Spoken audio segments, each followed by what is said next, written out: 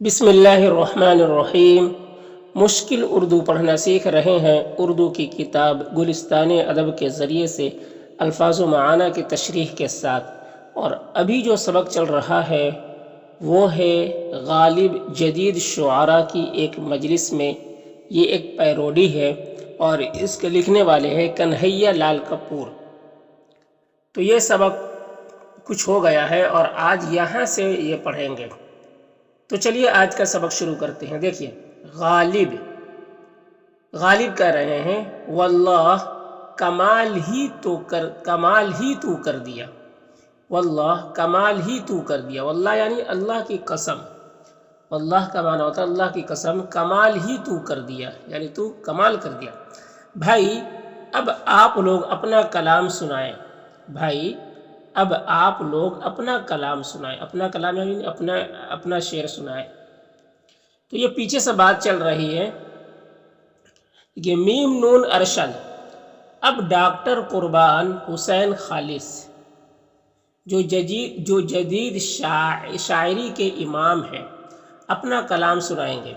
Meme नून अरशद कह रहे हैं कि अब डॉक्टर कुर्बान हुसैन खालिस, ये नाम है पूरा, जो जदीद शायरी के इमाम हैं। जो जदीद शायरी, जो जदीद मतलब नई शायरी, आज के नए ज़माने की जो शेर व शायरी है उसके इमाम हैं। उसके इमाम है यानी उस जदीद शुआरा के में वो बड़े माहिर है ना। आज के वक्त के बड़े पाए के शायर हैं।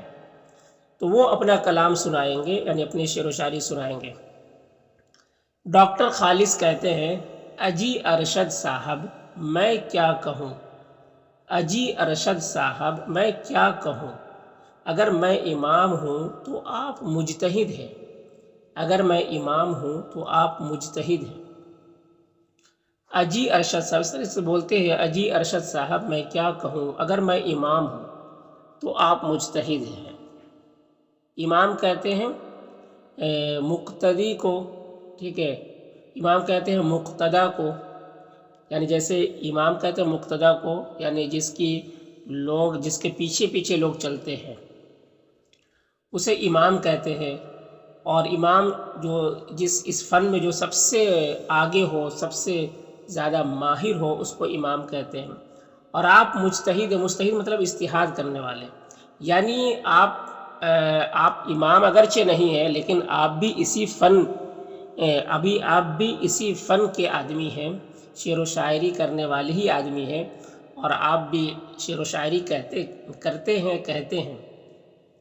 करे अजी अरशद साहब मैं क्या कहूँ। अगर मैं इमाम हूँ तो आप मुजतहिद हैं। आप जदीद शायरी की मंजिल हैं। आप जदीद शायरी की मंजिल है और मैं संगे मील। आप जदीद शायरी की मंजिल कहते हैं मकाम को, ठिकाना को। जहाँ आदमी सफ़र करता है तो उनको एक मंजिल पे जाना रहता है, एक जगह यहाँ जाना रहता है। उस जगह पे पहुँच गए तो समझ लो अपनी मंजिल पे पहुँच गए।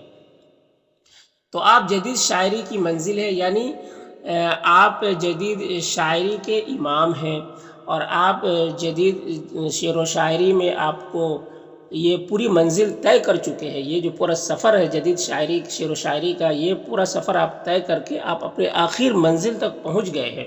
यानी आपको कमाल दर्जा हासिल है जदीद दौर की शायरी में। और मैं संगे मील हूँ। मैं संगे मील हूँ यानी मैं इस फ़न में कोशिश कर रहा हूँ। संगे मील कहते हैं यानी जिस तरीके से कहीं आप सफ़र में जाते हैं तो आपको रास्ते में जो पत्थर मिलता है जो आपको बताता है रास्ता कि यहाँ से फला जगह कितना दूर है, तो ये संगे मील आपको क्या रास्ता दिखलाता है, मंजिल तक पहुँचने का रास्ता दिखलाता है। तो ये कह रहे हैं कि मैं तो अपने मकाम पे, मंजिल पे पहुँच गया हूँ, लेकिन आप तो मकाम मंजिल पे पहुँच गए हैं लेकिन मैं रास्ते में ही हूँ। यानी मुझे इस जदीद शेर व शायरी में मैं अभी इसको हासिल कर रहा हूँ और आप हासिल कर चुके हैं पूरा। तो आप जदीद शायरी की मंजिल हैं और मैं संगे मील, इसलिए आप अपना कलाम पहले पढ़िए। मीम नून अरशद कहते हैं, तौबा तौबा इतनी कसरे नफसी। तौबा तौबा इतनी कसरे नफसी यानी इतनी आजिज़ी। कसरे नफसी कहते हैं आजिज़ी को, यानी इतना ज़्यादा आजिज़ी आप दिखा रहे हैं। کہہ رہے توبہ توبہ اتنی کسر نفسی، اچھا اگر آپ مصر ہیں، اچھا اگر آپ مصر ہیں، مصر کہتے ہیں یعنی آپ اتنا زیادہ اصرار کر رہے ہیں، آپ بار بار یہ کہہ رہے ہیں کہ آپ سنائیے آپ سنائیے، تو ٹھیک ہے، اچھا اگر آپ مصر ہیں تو میں ہی اپنی نظم پہلے پڑھتا ہوں، تو میں ہی اپنی نظم پہلے پڑھتا ہوں۔ نظم کا عنوان ہے، نظم کا عنوان ہے، عنوان یعنی ٹاپک ہے بدلہ، بدلہ عرض کیا ہے، عرض کیا ہے، اس طریقے سے شاعر کہتا ہے عرض کیا ہے، آ میری جان میرے پاس انگیٹھی کے قریب، آ میری جان میرے پاس انگیٹھی کے قریب، انگیٹھی کہتے ہیں ٹھنڈ کے موسم میں جس میں آگ جلاتے ہیں ٹھنڈ تاپنے کے لیے، سیکنے کے لیے بدن کو، ہاتھ کو، تو اس کو انگیٹھی کہتے ہیں۔ آ میری جان میرے پاس انگیٹھی کے قریب، جس کے آغوش میں یوں ناچ رہے ہیں شعلے، جس کے آغوش میں، آغوش کہتے ہیں گود کو، جس کے آغوش میں ناچ رہے ہیں شعلے۔ تو یہ کہہ رہے ہیں کہ آ میری جان میرے پاس انگیٹھی کے قریب، جس کے آغوش میں یوں ناچ رہے ہیں شعلے، یعنی اس انگیٹھی میں شعلے جو ہے شعلے بھڑک رہے ہیں۔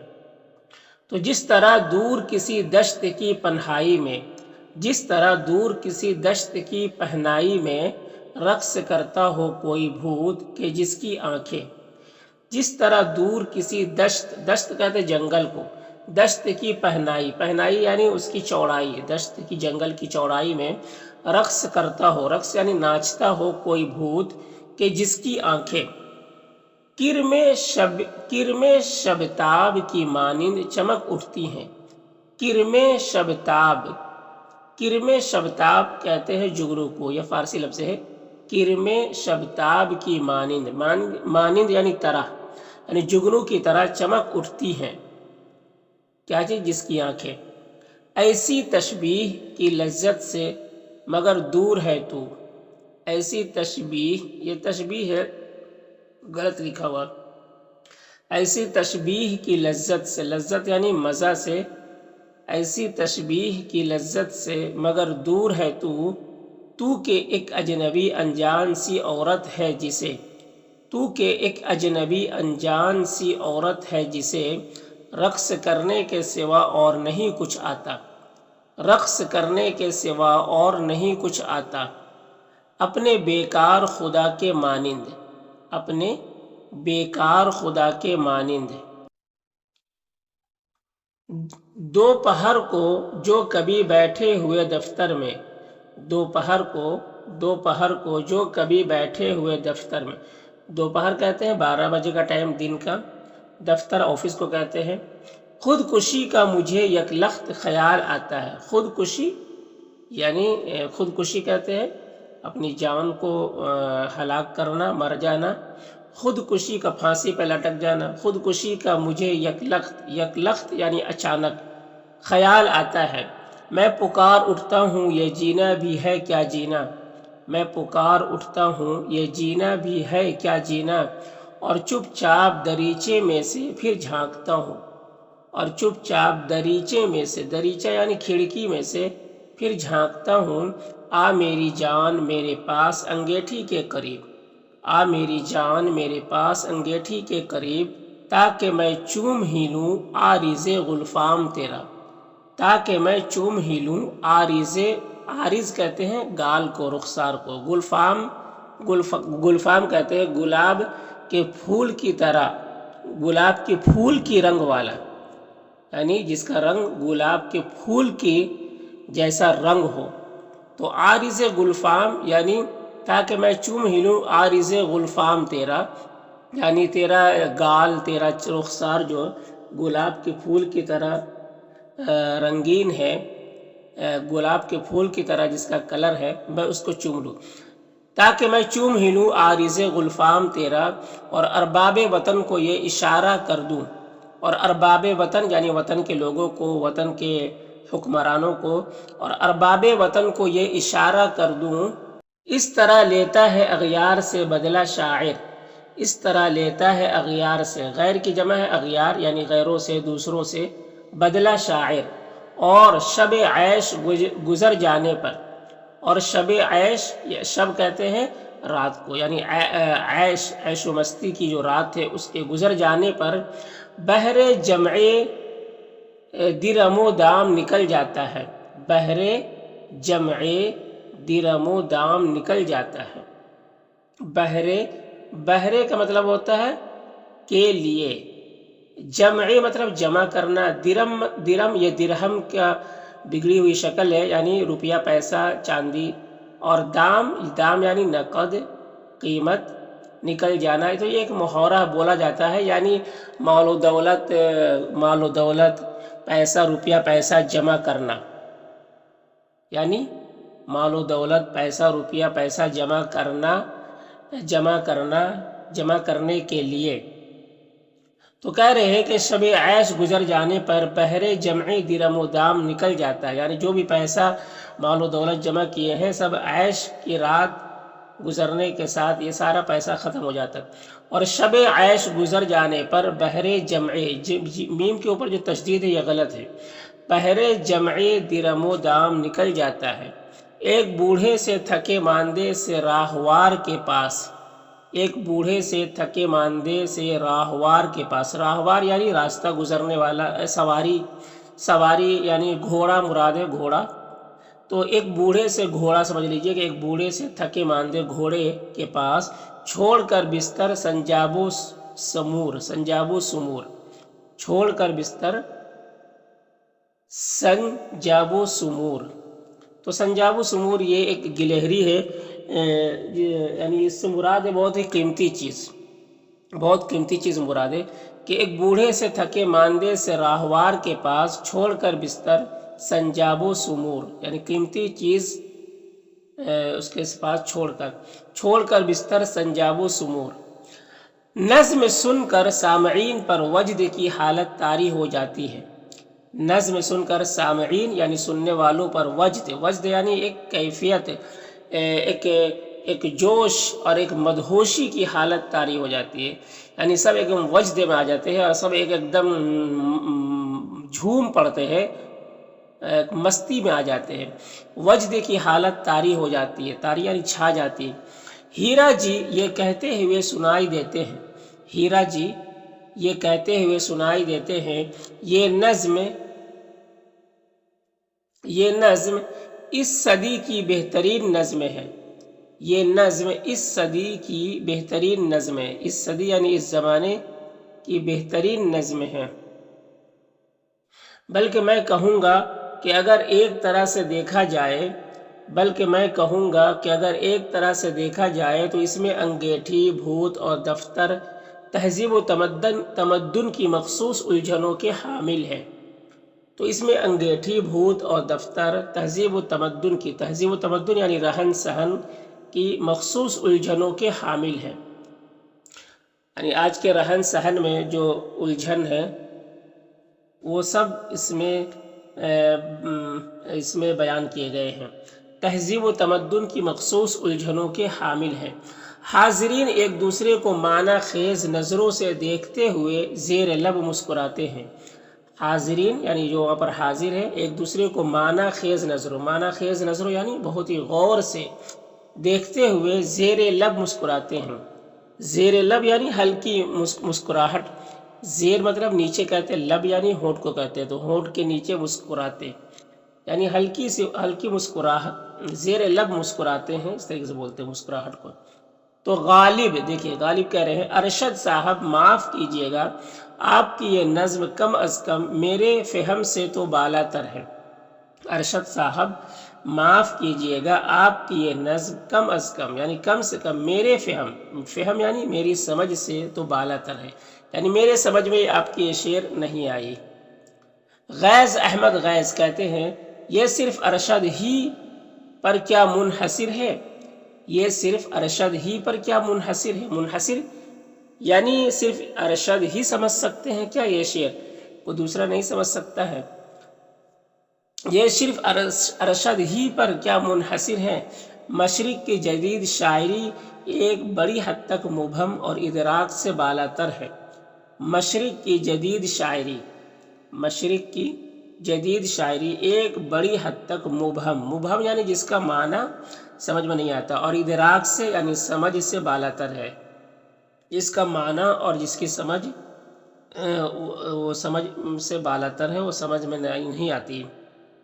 تو میم نون اشد کہتے ہیں مثلاً میرے ایک دوست کے اس شعر کو لیجئے، مثلاً یعنی مثال کے طور پہ میرے ایک دوست کے اس شعر کو لیجئے، پاپوش کی کیا فکر ہے دستار سنبھالو، پاپوش کی کیا فکر ہے دستار سنبھالو، پایاب ہے جو موج گزر جائے گی سر سے، پایاب ہے جو موج گزر جائے گی سر سے۔